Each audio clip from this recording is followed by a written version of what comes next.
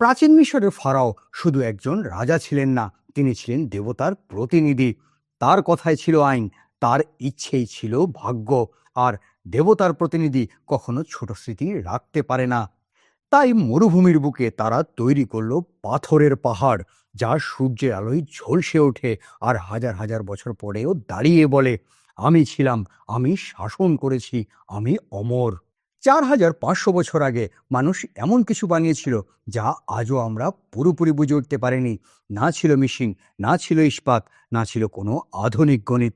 তবুও 164 মিটার উঁচু, 2.3 মিলিয়ন পাথর, প্রতিটা কয়েক টন, এবং এত নিখুঁতভাবে বসানো যে আজও একটা ব্লেড ঢোকানো যায় না তাদের ফাঁকার ভিতরে।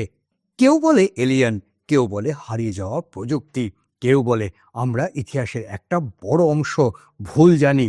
কিন্তু যদি সত্যটা আরো বেশি অবিশ্বাস্য হয়, ভাবুন তো, 80 টনের পাথর কিভাবে 40 তলার সমান উচ্চতায় তোলা হয়েছে, কিভাবে পিরামিডের চারদিকে একসাথে এমনভাবে অ্যালাইন করা যার ভুল মাত্র 0.05 ডিগ্রি।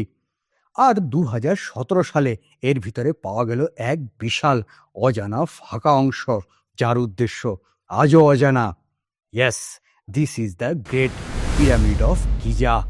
এই পিরামিডগুলো শুধু সমাধি নয়, এগুলো ছিল ঘোষণা, ক্ষমতার ঘোষণা, অমরত্বের ঘোষণা। কিন্তু সবাই এই সম্মান পায়নি। মাত্র 3জন শাসক গিজার মাটিতে নিজেদের চিরস্থায়ী স্মৃতিস্তম্ভ গড়ার সুযোগ পেয়েছিল। সবচেয়ে প্রাচীন এবং সবচেয়ে বিশাল পিরামিডটি নির্মিত হয়েছে কুফুর জন্য। খ্রিস্টপূর্ব প্রায় 2550 সালে নির্মাণ শুরু হয়। এটাই আজ আমরা বলে থাকি দ্য গ্রেট পিরামিড। 2 মিলিয়নেরও বেশি পাথর ব্লক, প্রতিটি ব্লকের ওজন কয়েক টন, উচ্চতা 146 মিটার, 40 তলা ভবনের সমান। ভাবুন, আজ থেকে 4500 বছর আগে এটা শুধু একটি সমাধি ছিল না, এটা ছিল এক ঘোষণা। কুফুই শ্রেষ্ঠ। তারপরেই আসে কুফুর পুত্র খাফরে।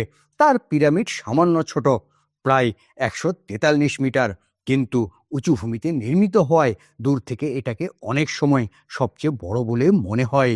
আর তার সমাধির প্রাঙ্গণেই দাঁড়িয়ে আছে মানব ইতিহাসের সবচেয়ে রহস্যময় রক্ষক, গ্রেট স্প্রিংস অফ গিজা। সিংহের দেহ, মানুষের মুখ, দিগন্তের দিকে স্থির দৃষ্টি। এটা কি শুধুই একটি প্রতীক, নাকি ক্ষমতার নীরব সতর্কবার্তা? সব শেষে আসে খাফেরের পুত্র মেনকাওরে।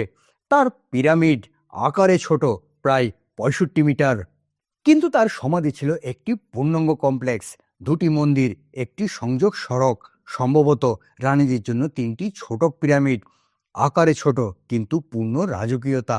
তবে এই সব কিছুর মাঝেই প্রশ্নটা আরো গভীর।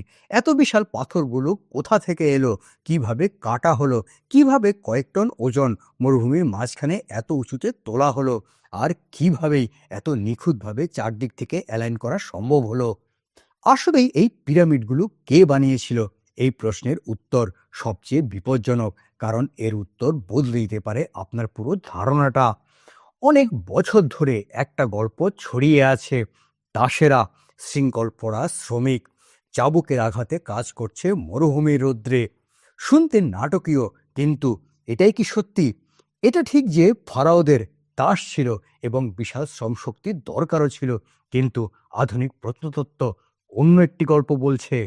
খননে পাওয়া গেছে গিজার পাশে একটি শ্রমিকের শহর, প্রায় 17 একর জমি জুড়ে অস্থায়ী এবং সংগঠিত বসতি। সেখানে ছিল বেকারি, খাবার সংগ্রহের জায়গা, চিকিৎসার প্রমাণ, এমনকি শ্রমিকদের জন্য সমাধিও।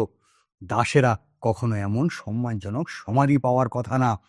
তারা ছিল পরিশ্রমী প্রাপ্ত শ্রমিক, সংগঠিত দল, পালা করে কাজ করত, খাবার পেত, চিকিৎসা পেত।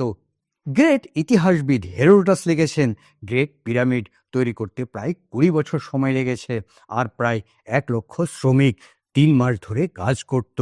কিন্তু আধুনিক গবেষণার সংখ্যাটা সম্ভবত আরেকটু কম, হয়তো প্রায় 20,000 স্থায়ী শ্রমিক। ভাবুন, নীল নদের বন্যার সময় কৃষকের কাজ বন্ধ, ঠিক সেই সময় হাজার হাজার কৃষি শ্রমিক রাজকীয় প্রকল্পে যোগ দিত। এরা কেউ অপুষ্ট দাস নয়, এরা ছিল শক্তিশালী কৃষক, রাষ্ট্রের জন্য কাজ করা নাগরিক। প্রাচীন প্যাপিরাসে এক নৌ অধিনায়কের ডায়েরি পাওয়া গেছে, আজ আমরা যাকে বলি ডায়েরি অফ মেরের। সেখানে লেখা আছে কিভাবে নৌকায় করে নীলনদ ব্যবহার করে চুনাপাথর পরিবহন করা হতো। নদী ছিল মহাসড়ক, পাথর আসতো দূর থেকে, খাবার আসতো বিভিন্ন অঞ্চল থেকে, গবাদি পশু আসছে রাজ্যের অন্যান্য প্রান্ত থেকে। এটা শুধু এক নির্মাণ ছিল না, এটা ছিল একটি জাতীয় প্রকল্প। কিন্তু এখানেই বড় প্রশ্নটা এখনো বাকি।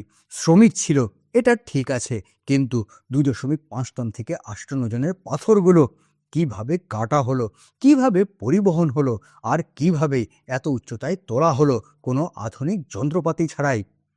এবার দেখা যাক তারা কিভাবে কাজ করছিল, কারণ এখানে রহস্য আরও গভীর হয়। আজও বিজ্ঞানী, প্রকৌশলী, প্রত্নতত্ত্ববিদ এই একটি প্রশ্নে একমত নন: পিরামিড কিভাবে তৈরি হলো? প্রাচীন মিশরীয়রা ব্যবহার করত তামার তৈরি যন্ত্র, ছেনি, করাত, ড্রিল। শুনতে সাধারণ, কিন্তু 4500 বছর আগে এটাই ছিল কাটিং এজ টেকনোলজি।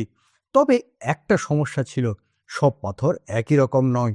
ফারাওয়ের সমাধির কক্ষে ব্যবহৃত গ্রানাইট অত্যন্ত শক্ত, এটা কাটা ছিল সহজ ব্যাপার নয়। অন্যদিকে চুনাপাথর তুলনামূলকভাবে নরম, কাটা সহজ, আকার দেওয়া অনেক সহজ। গিজার পিরামিডে ব্যবহৃত বেশিরভাগ চুনাপাথর সংগ্রহ করা হয়েছিল গিজার মালভূমি থেকেই।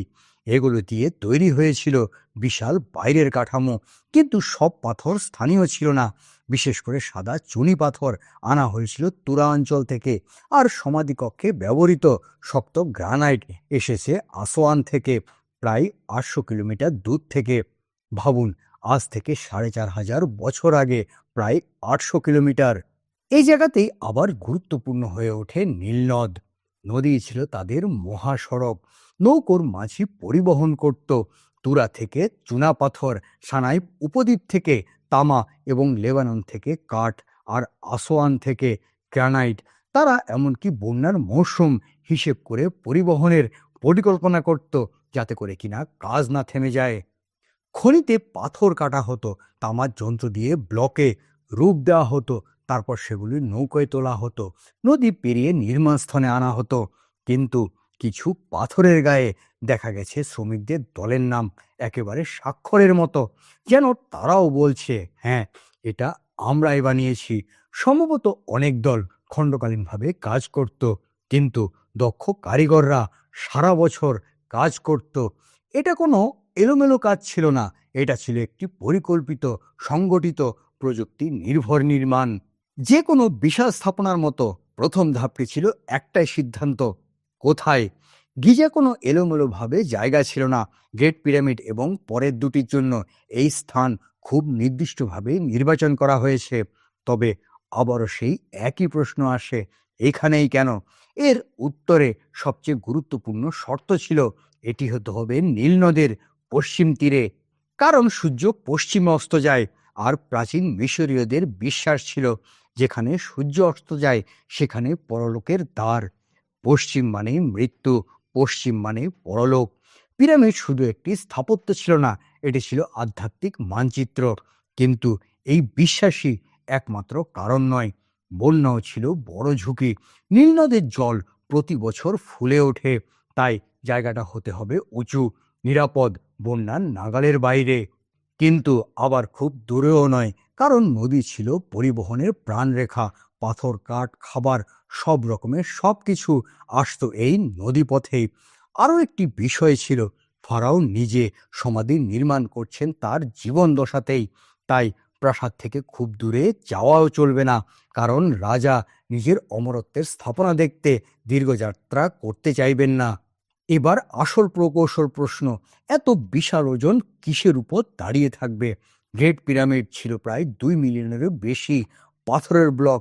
যদি এটি শুধু বালির উপর বানানো হতো, ধসে পড়া ছিল সময়ের ব্যাপার। কিন্তু সৌভাগ্যবশত গিজার মরুভূমির মালভূমিতে ছিল দৃঢ় পাথরের ভিত্তি, প্রকৃতিক বেডরক, যা হাজার হাজার টনের চাপ সহ্য করতে পারে। কিন্তু ভালো জায়গা পেলেই কাজ শুরু করা যায় না।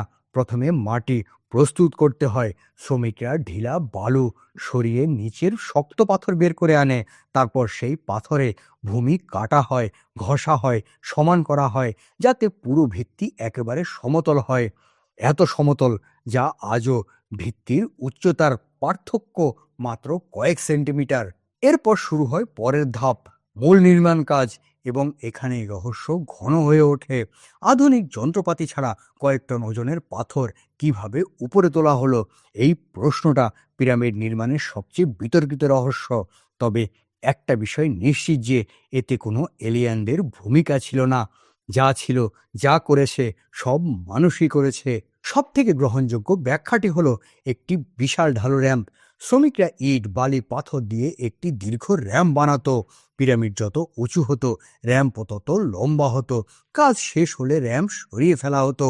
গ্রানাইট এবং চুনাপাথরের ব্লক স্লেজের উপর রাখা হতো। তারপর শ্রমিকরা দল বেঁধে ঠেলে এই ব্লকগুলোকে উপরে তুলতো। সমাধিস্থলে বিভিন্ন দৃশ্য দেখা যায়, যাতে শ্রমিকরা বিশাল মূর্তি টানছে। আর ঘর্ষণ কমাতে মাটিতে জল ঢালা হতো। আধুনিক পরীক্ষাও দেখা গেছে মাটির কারণে টানার শক্তি প্রায় অর্ধেকেরও বেশি কমে যায়। কিন্তু এখানেই বড় সমস্যা, যদি র্যাম্প সোজা হতো তাহলে সেটা প্রায় পিরামিডের সমান বড় হতো। এত বিশাল র্যাম্পের স্পষ্ট প্রত্নতাত্ত্বিক চিহ্ন কোথাও পাওয়া যায়নি।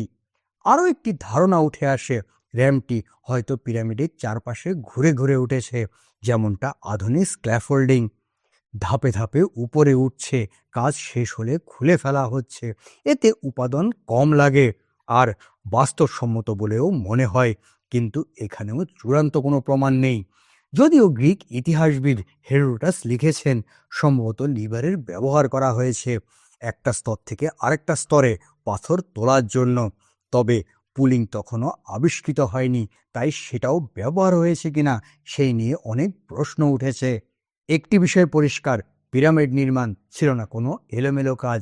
এটি ছিল অত্যন্ত পরিকল্পিত, গণিত ভিত্তিক, নিখুঁত প্রকৌশল প্রকল্প। সম্ভবত প্রথমে তৈরি হয়েছিল ভিতরের সমাধিকক্ষ, বিশেষ করে কিংস চেম্বার, আর যেগুলোতে ব্যবহার হয়েছিল আসোয়ানের শক্ত গ্রানাইট। তারপর চারপাশে স্তরে স্তরে চুনাপাথর বসানো হয়। একটি বিশাল কাঠামো ধীরে ধীরে আকাশের দিকে উঠতে থাকে। আমরা হয়তো প্রতিটি ধাপ শতভাগ নিশ্চিতভাবে জানি না, কিন্তু আমরা জানি এটা ছিল মানব ইতিহাসের সবচেয়ে সাহসী প্রকৌশল চ্যালেঞ্জগুলোর একটি। আর তারা তা সফলভাবে সম্পূর্ণ করেছে। ৪,৫০০ বছর কেটে গেছে, রাজ্য বদলেছে, সাম্রাজ্য উঠেছে, আবার ভেঙেও পড়েছে, মানুষ চাঁদে গেছে, কিন্তু মরুভূমির বুকে এই পাথর এখনো দাঁড়িয়ে আছে নীরবে। এটা শুধু একটি সমাধি নয়, এটা মানুষের জেদ, মানুষের সংগঠন, মানুষের কল্পনা। আমরা হয়তো এখনো জানি না প্রতিটা পাথর ঠিক কিভাবে উঠেছে, কিন্তু আমরা জানি এটা অসম্ভব ছিল না। কারণ ইতিহাস বারবার প্রমাণ করেছে, যখন হাজার হাজার মানুষ একটি স্বপ্নে বিশ্বাস করে, তখন মরুভূমিও অমর হয়ে যায়।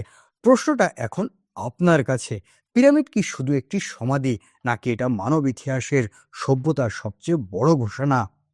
আমরা পারি